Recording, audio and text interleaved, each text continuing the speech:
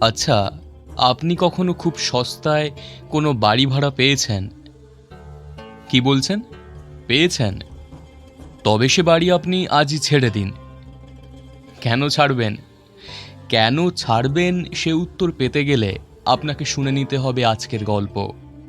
হেমেন্দ্র কুমার রায়ের কাহিনী অবলম্বনে পোড়ো বাড়ি। তাহলে আর দেরি না করে শুনে নেওয়া যাক।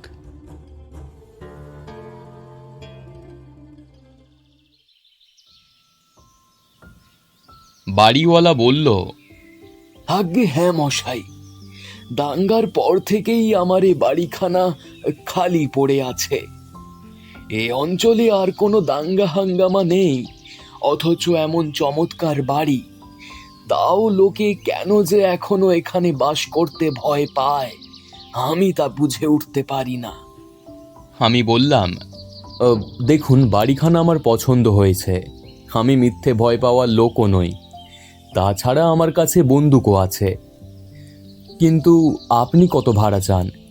বেশি নয়, বেশি নয়, মাত্র 50 টাকা। আগে এ বাড়ির জন্য আমি 125 টাকা ভাড়া পেতাম, কিন্তু একে এখন দিনকাল ভালো নয়, তার উপর বাড়িখানার সুনামও আমি ফিরিয়ে আনতে চাই। তাই আপাতত 50 টাকা পেলেই আমি খুশি। আমি বললাম, বেশ, তবে তাই কথা থাকলো। লক্ষ্য করলাম বাড়িওয়ালা একটা স্বস্তির নিঃশ্বাস ফেলল। ভাড়া কম হোক, কিন্তু এই পোড়ো বাড়ির জন্য অবশেষে একজন ভাড়াটে যে জুটল, এটাকেই সে সৌভাগ্য বলে মনে করল। লোকটার দেহ হাড় জিরজিরে, আর কথা বলতে বলতে সে ক্রমাগত হাঁপাচ্ছিল পুরাতন হাঁপানি রোগীর মতো। কিন্তু তার চোখ দুটো এমন উজ্জ্বল যে হঠাৎ দেখলে মনে হয় যেন জ্বলছে। আমার হাতে চাবির গোছা দিয়ে হাঁপাতে হাঁপাতে এবং লাঠি ঠক ঠক করতে করতে সে চলে গেল।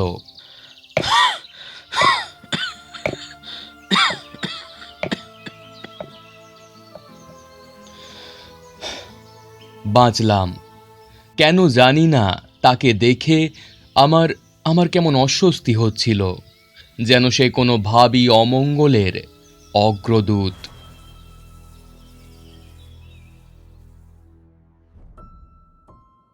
এতদিন বিহারে ছিল আমার কর্মস্থল, এখন হঠাৎ বদলি হয়েছি কলকাতায়। পরিবারবর্গকে আপাতত বিহারে রেখেই আমার বিহারি বেয়ারা রামসহায়কে সঙ্গে নিয়ে কলকাতায় এসেছি বাসা বাড়ির খোঁজে। ভাড়া পেলাম মনের মতো বাসা। ফ্লোরের ওপর দিব্যি দোতলা বাড়ি, নিচে 4খানা ও ওপরে 2খানা ঘর, তার উপরে আছে রান্না ও ভাঁড়ার ঘর। সংসারে মানুষ বলতে আমি, আমার স্ত্রী ও 2টি ছোট ছোট ছেলে মেয়ে। সুতরাং এ বাড়িতে আমাদের বেশ কুলিয়েই যাবে। গতবারের সাম্প্রদায়িক দাঙ্গা হাঙ্গামা এখানে নাকি চরমে উঠেছিল। এ বাড়িতে যারা বাস করত তাদের কেউ কেউ মারা পড়ে, কেউ কেউ পালিয়ে যায়, আজ পর্যন্ত আর ফিরে আসেনি। সেই থেকে বাড়িখানা পোড়ো হয়ে আছে।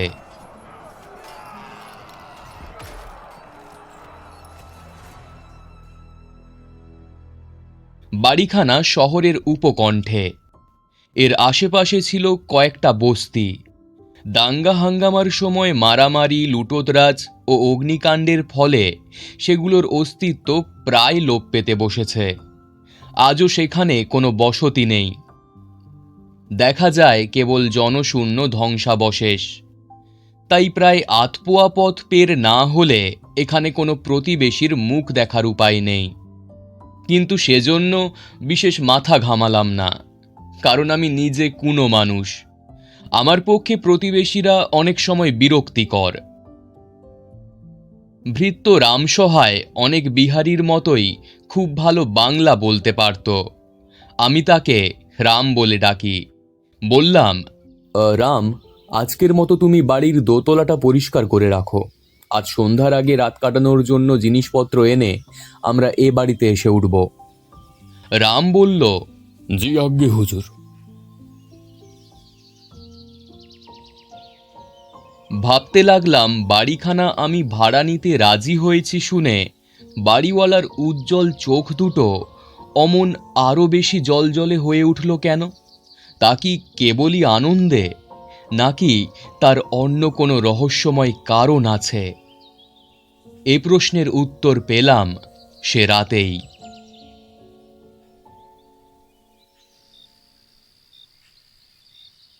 আগেই বলেছি বাড়ির দোতলায় মাত্র দুখানা ঘর, একখানা পশ্চিম দিকে আর একখানা দক্ষিণ দিকে। ঘর দুখানা বেশ বড় সড়ো। বাড়িতে এসে যখন উঠলাম তখন সন্ধ্যা হয়। স্থির করলাম নিদ্রা দেবীর আরাধনার পক্ষে দক্ষিণের ঘরখানাই প্রশস্ত। নির্জন পল্লী, নিরালা সন্ধ্যা, নিস্তব্ধ বাড়ি। নিজেদের পদধ্বনি চারিদিককে এমন প্রতিধ্বনিত করে তুলল যেন আরও কেউ কেউ পদচালনা করছে ঠিক আমাদেরই সঙ্গে সঙ্গে।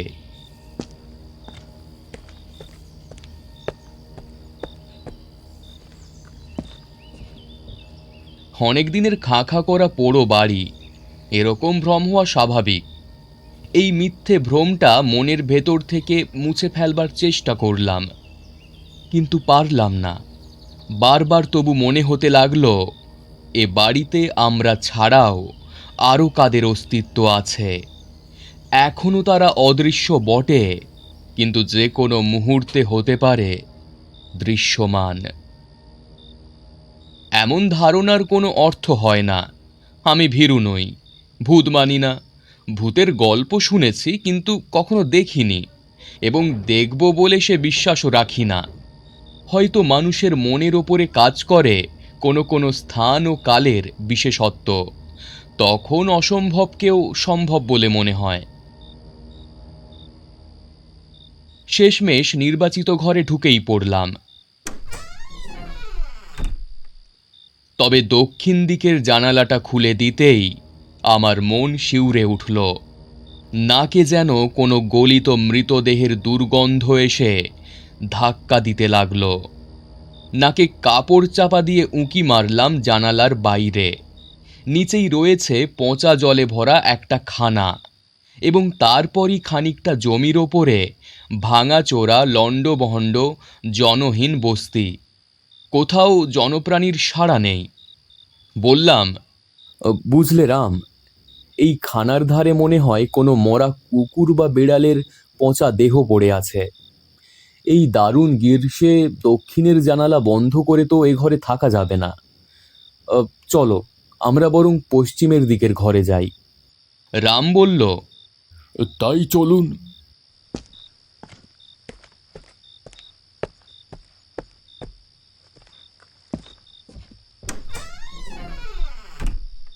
পশ্চিমের ঘরে হাওয়া কম হলেও দুর্গন্ধ নেই, কিন্তু অসুবিধায় পড়লাম আর এক কারণে।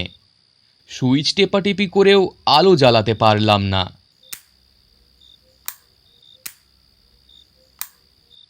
ইলেকট্রিকের তার হয়তো কোথাও কেটে গিয়ে থাকবে। নাচার হয়ে রামকে বললাম, তুমি বাজার থেকে বাতি কিনে আনো। আজকের রাতটা তো কোনো মতে কাটিয়ে দিই, তারপর কাল সকালে উঠে অবস্থা বুঝে না হয় একটা ব্যবস্থা নেওয়া যাবে।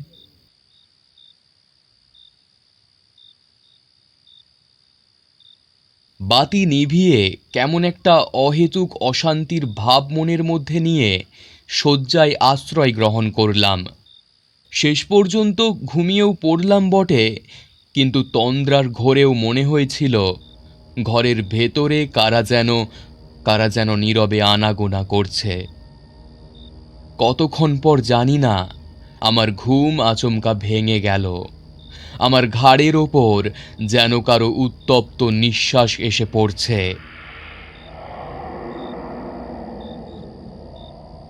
আমি কি স্বপ্নালোকে বাস করছি?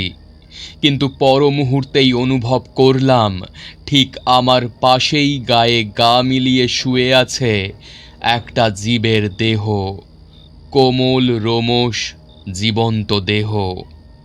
স্পষ্ট শোনা যাচ্ছে তার শ্বাস প্রশ্বাসের শব্দ।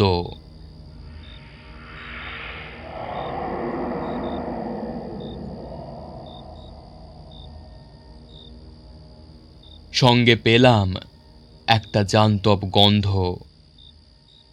ধড়মড় করে উঠে এক লাফে বিছানার বাইরে গিয়ে পড়লাম এবং পর মুহূর্তেই আচম্বিতে দপ করে জ্বলে উঠল ঘরের বৈদ্যুতিক আলো।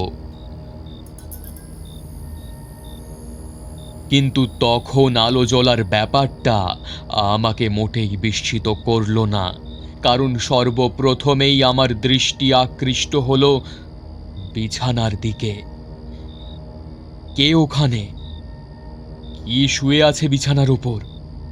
কিন্তু কি আশ্চর্য, বিছানার উপরে তো কেউই নেই। কেবল বিছানার ওপর নয়, আমার বিস্ফারিত চোখ সমস্ত ঘরখানা তন্ন তন্ন করে খুঁজেও সন্দেহজনক বা ভয়াবহ কোনো কিছুই আবিষ্কার করতে পারল না। এ কি ভ্রম নাকি দুঃস্বপ্ন? কিন্তু তাই যদি হবে, তবে বারবার সুইচ নাড়াচাড়া করে বহু চেষ্টার পরও যে আলো আমি জ্বালাতে পারিনি, সেটা হঠাৎ এখন আপনা আপনি কেমন করে জ্বলে উঠল। এগিয়ে গিয়ে সুইচ তুলে দিলাম, কিন্তু চেষ্টা করেও যে আলো আমি জ্বালাতে পারিনি, এখন অনেক চেষ্টা করেও তাকে আর নেভাতে পারলাম না। সবকিছুই কেমন অস্বাভাবিক ব্যাপার স্যাপার।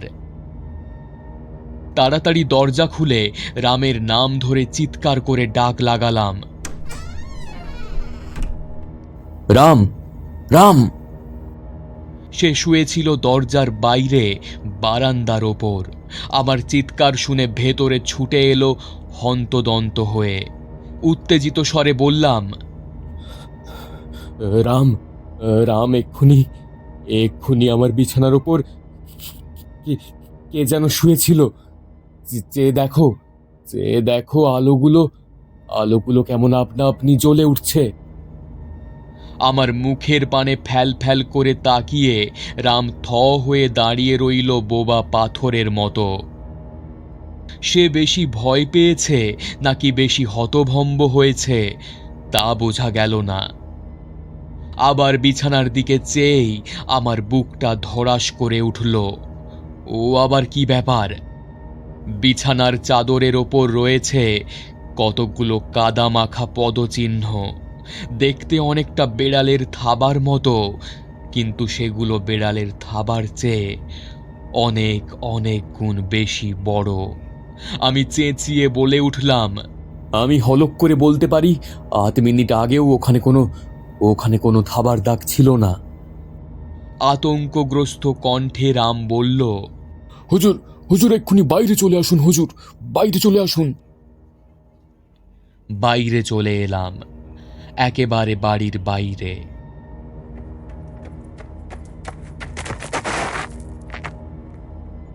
শেষ রাতটা কাটালাম রাস্তার ধারে রোয়াকের ওপর।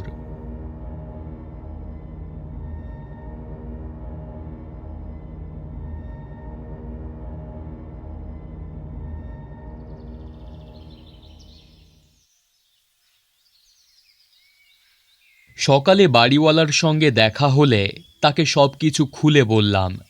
বাড়িওয়ালা হাঁপানির টান সামলাতে সামলাতে হাসবার চেষ্টা করে বলল, মিছেই ভয় পেয়েছেন। ঘরের ভেতরে ভাম এসেছিল, পাশের খানাতেই তো ভাম থাকে। কিন্তু সে বন্ধ ঘরের ভেতর এলো কি করে? জানালা দিয়ে। ভাম কখনো একতলা থেকে দোতলায় লাফিয়ে উঠতে পারে বলে আপনি শুনেছেন? দোতলায় যখন উঠতে পেরেছে, তখন পারে নিশ্চয়ই। বেশ, তাই ধরলাম। কিন্তু ভাম যখন ঘরের মধ্যেই নেই, তখন তার পায়ের ছাপ বিছানার ওপর এলো কি করে? আপনি ভুল দেখেছেন। পায়ের চিহ্ন আগে থাকতেই হয়তো বিছানের ওপর ছিল। আর ইলেকট্রিক লাইটের ব্যাপারটা? তারের ভেতর গলদ থাকলে ওরকম মাঝে মাঝে হয়। তখন আপনি পাখা চলে, আপনি আলো জ্বলে ওঠে। তবে মশাই, আজই আমি সব ব্যবস্থা করে দিচ্ছি, আপনার আর কোনো ভাবনা নেই। দেখছি বাড়িওয়ালার অজুহাতের অভাব নেই। শুকনো হাসি হেসে বললাম, না, সত্যিই আমার আর কোনো ভাবনা নেই। কারণ আজই আমি অন্য বাড়ির সন্ধানে বেরিয়ে পড়ব।